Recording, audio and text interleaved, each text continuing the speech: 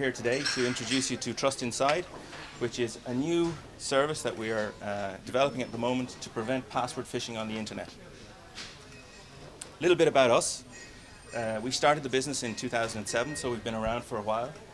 We currently provide other products, mainly in the AML, KYC and compliance space to banks, many of them in the room today. As I said, Ben and I founded the company 5 years ago. Ben's business background, I have a technical background. We're working on this project with the Digital Enterprise Research Institute in Galway, Dr. Slavik Brzezinski, who's a PhD mathematician and way over my level when it comes to public-private key and all that kind of stuff. We've got a team in Waterford of 12 people.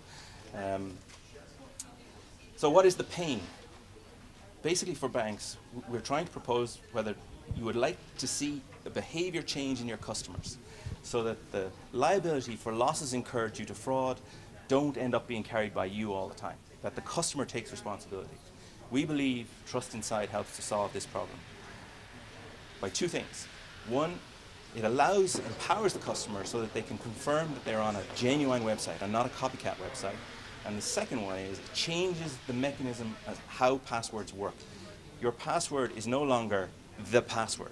It is only a piece of the password.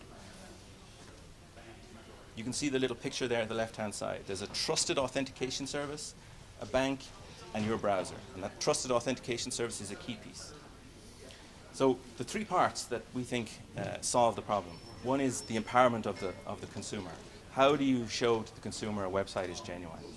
The second one is the securing of the password so that it can't be recreated and it can't be robbed, essentially, so that someone can hijack it and get into your account. And the third then is monitoring the web for dodgy websites. Here's a simple representation of a website.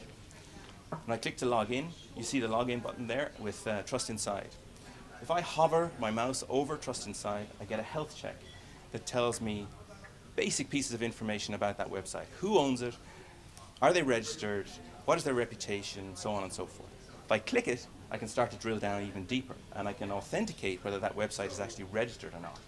In this case, fidor.de is registered. Here I have my password. You can see that I'm not actually required to put the full password in. And there's a lot of interaction going on here between your browser, the bank, the service, and the trusted third-party authentication service who holds a key piece of the total password. So you split your password essentially into a number of pieces. It's like having multiple keys to open a safe. Market opportunity. 2009, there was a little over 11 million US residents who suffered some form of loss due to phishing or identity theft of some kind. 54 billion euros is what it cost. Banks today are spending a phenomenal amount of money on authentication solutions with tokens like these. I have a gazillion of them. A really bad customer experience. I'm fumbling around looking for them. I forget the passwords. Horrible. Trust Inside gets rid of all of that. We think it's a 2.5 billion euro opportunity annually recurring.